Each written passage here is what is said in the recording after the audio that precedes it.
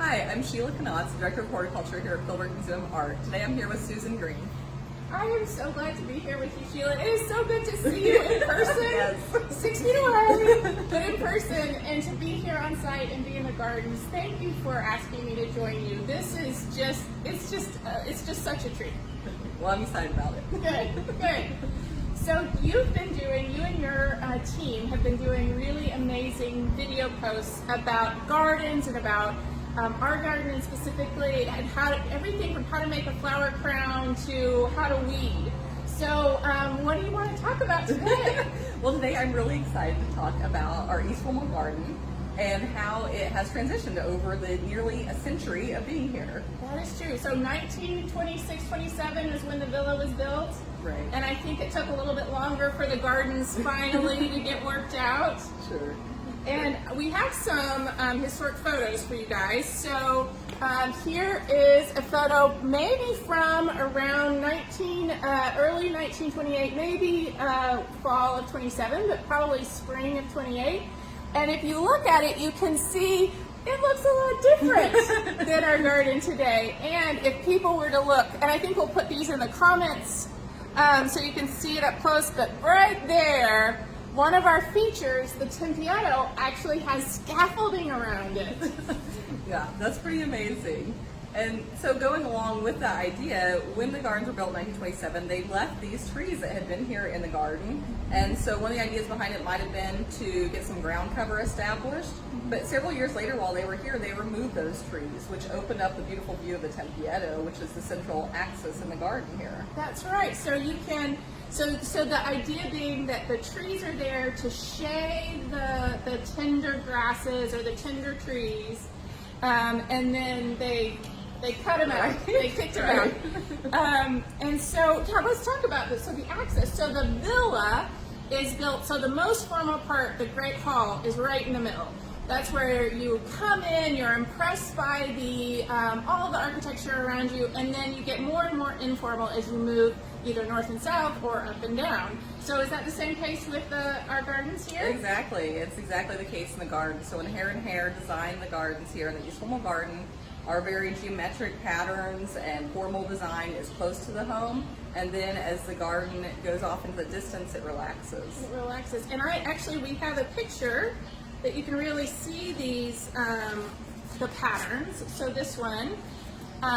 So tell us about about the patterns. Sure. So overall, how they kind of emphasize that formal parked hair in the garden is by the crisscrossing sidewalks and those terraced walls. And so some of the other elements you might pick up when you're back here in the garden are even looking closely at the arches leading through the garden. There are 3 arches on either side, and the largest, most formal arch is at the top of the garden, and by the time you get to the bottom, it's much smaller with a small garden lamp over it. Right, so in this picture you can't really see the closest arch, but it is really impressive, tall, with a big arch, a great spot for senior pictures. Yes. And then it's really informal as you get closer. And it's really informal when it's raining.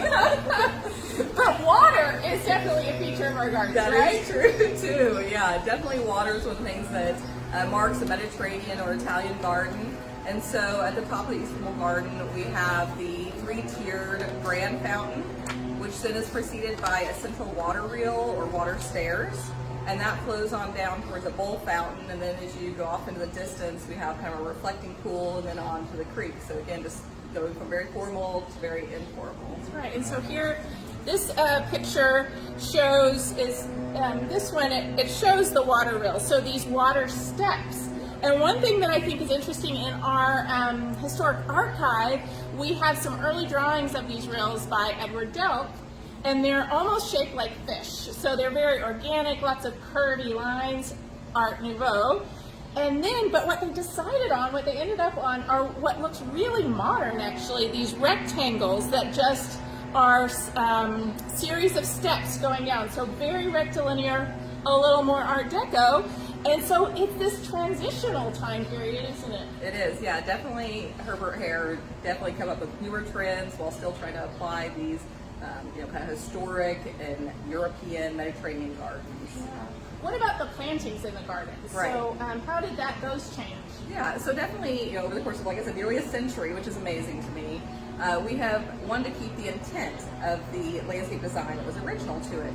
But because gardens are living landscapes, we have a lot of flexibility in that plant palette. And it's even seen when the Phillips were living here, through some of these historic photos, you see where they changed from having trees in the garden, having grass, or having a ground cover. Some of the honeysuckle or the yuccas that were flanking the reels, just multiple plants that they use there. And so we've been really fortunate in not being stuck to a specific idea and just embodying the intent of the design. And so we keep everything all through those years. You can see that geometric, triangular, pattern has remained there. And so we even underwent a garden renovation in the 80s. And then again, a more expansive renovation in 2004, at which time they removed all of the stonework. They took aerial and ground photographs to number them, carefully remove them while excavation was going on here, and then put them back in place. But that allowed us to do some terracing and to add in lighting and irrigation at that time. So when we came back from that, we had boxwood, which are forming the triangles, and they're either filled with zoysia grass, or at the time it was a euonymus, a ground cover, in the opposite ones.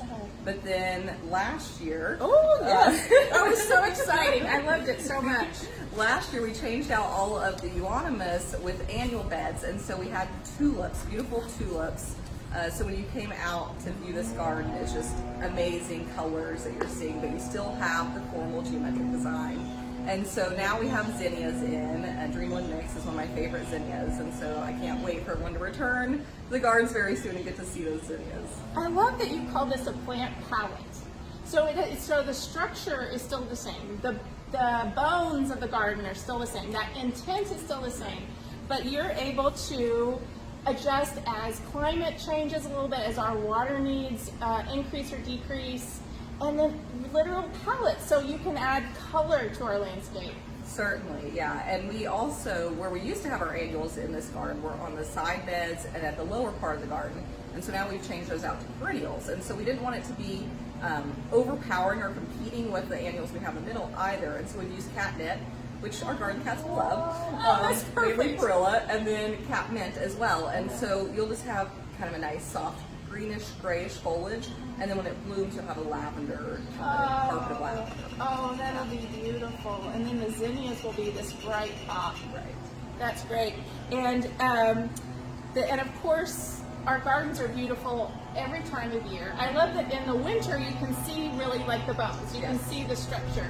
And then in the summer, and especially September and October, it is so lush and gorgeous. So any time of year is good to visit the gardens. And so we are so excited. And I should say that the garden crew, as you guys would know if you've been watching social media posts, has been hard at work this entire time. They are so impressive. They're being so careful, but so careful of our gardens as well. So congratulations to your whole team. Thank you. Yes, they've been working very hard, and I'm excited for everyone to be able to come in and enjoy. So we hope to see you in the gardens. Come. I can't wait to bring a blanket and just lay in the grass and read a book and relax. And I think this is the perfect place for it. And Sheila, thank you for inviting me today. Thanks, Susan. And thank you for this beautiful garden. Well, it's our pleasure to be able to carry on the legacy.